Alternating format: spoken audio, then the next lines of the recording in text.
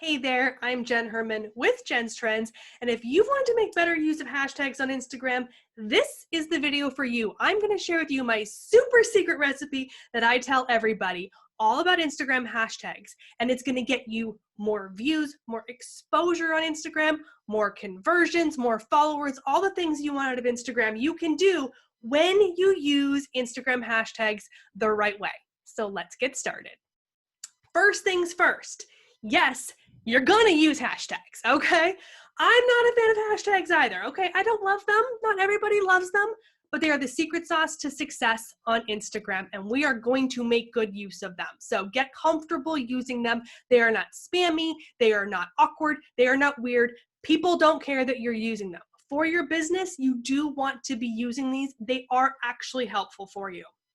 All right, how many are you gonna use? 30 is the maximum.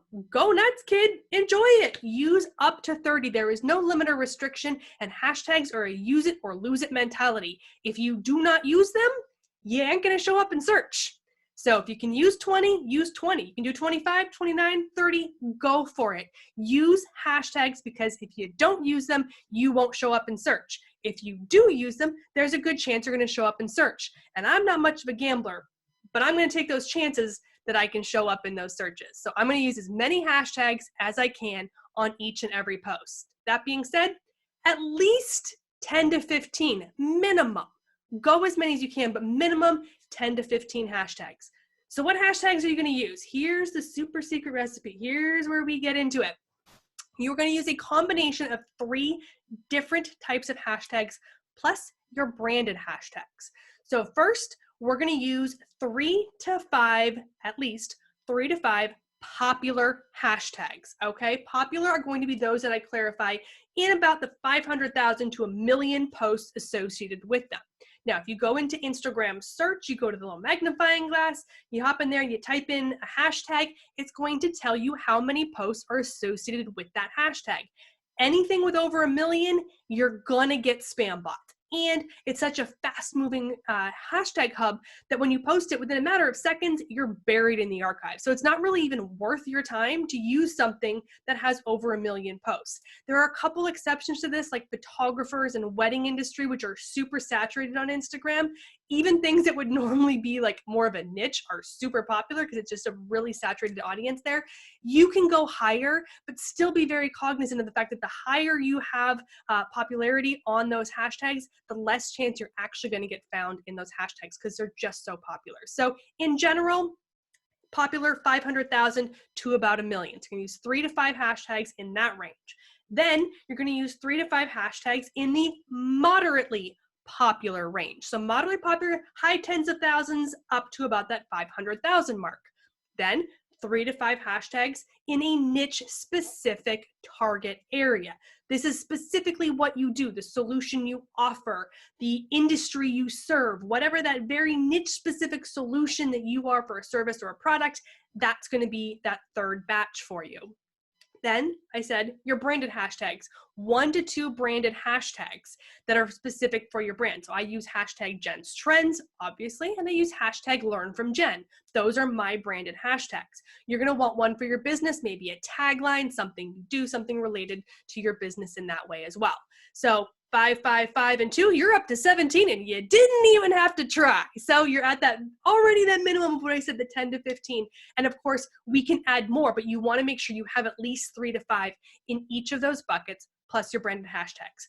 Now you're asking me why? Why am I doing it this way? Here is why. Here's how Instagram works. When you create that content and you put it up on Instagram, your followers immediately start interacting with that content. Great, but no non-followers are interacting with it. That is where hashtags come in. Hashtags are where non-followers find your content. So those popular ones are going to get you an initial burst of activity. Boom, right away, people start seeing your content in a busy feed with lots of other things they're looking for, and they're going to click on it, they're going to like it, they're going to interact with it in some way, giving your content a positive algorithm ranking for a non-follower. Problem with those popular ones, boom, you've disappeared in a matter of minutes, you're gone. So it's not a long-term strategy. It's great on the shorthand, but not long-term. That's where those moderately popular are going to keep you active for hours into days. There's not as much content there. So people are still searching those, but not as much as those popular ones. You don't disappear into the archives. People see your content for a longer period of time. So Instagram looks at your content and goes, wow, your followers are liking it. Your non-followers are liking it. You've created this content that got an initial burst of activity and has stayed active over a period of time. Well, look at you, smarty pants. You figured out how to create high quality content that applies to lots of people. We'll show more of your content to more people. And that is where the niche specific comes into play, because those ones are not popular. You don't have a lot of competition and you have this high performing content. So what happens now? You rank as a number one, maybe second or third post in those niche specific hubs. And those can stay there for weeks, even months. I've seen content stay as a number one that was months old because it's still performing. It's still doing well compared to the other content in that hub. What happens then? Someone comes to that hub, which is a niche specific, which is specifically the problem or solution that you solve or answer for your clients, and they see your content first and they click on it. Now they're liking your content. They may leave a comment. They read the caption. They jump over to your profile. They follow you. They click the email button. They click the call button. Next thing you know, you're getting sales. You're getting conversions. You're getting followers. You're getting real results on Instagram, all because you used the hashtag recipe. And yes, this really does work. I have had clients use this repeatedly. I use it consistently. I have had people reach out to me after I speak at an event and they're like, oh my gosh, I did it and it worked. You can literally start doing this right now to start getting results, but you have to be consistent with this strategy. You can't just try it on one post and then not do the next and then wonder why it's not working. You want to use this hashtag strategy consistently with your content, mixing and matching, repeating hashtags, whatever you need to do to fill those different buckets and keep your content getting that exposure. Now, before I close it out, I do want to make sure that you're picking the right hashtags for your audience. This is key to success. You need to know where your audience is. You need to know what they're looking for. You need to create a hashtag strategy relevant to what they're looking for, not necessarily what you want to be found for. So I typically use the example of car insurance, all right? Because car insurance is super sexy. No one's going to Instagram to look for car insurance. That's just not what they do. They're going to go to Google or a search engine and look for car insurance in their city. They're not going to Instagram. But that doesn't mean you can't sell car insurance on Instagram. What you would do is you would think about who your target audience is and what they're doing. They're looking for things like hashtag dream car, hashtag my first car, hashtag new car, hashtag Mustang, hashtag Jeep, whatever it is. They're looking for things related to cars. And what do people with cars need? Car insurance.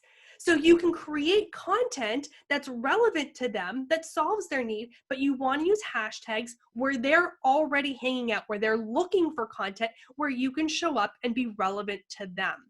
So think about that from your industry perspective.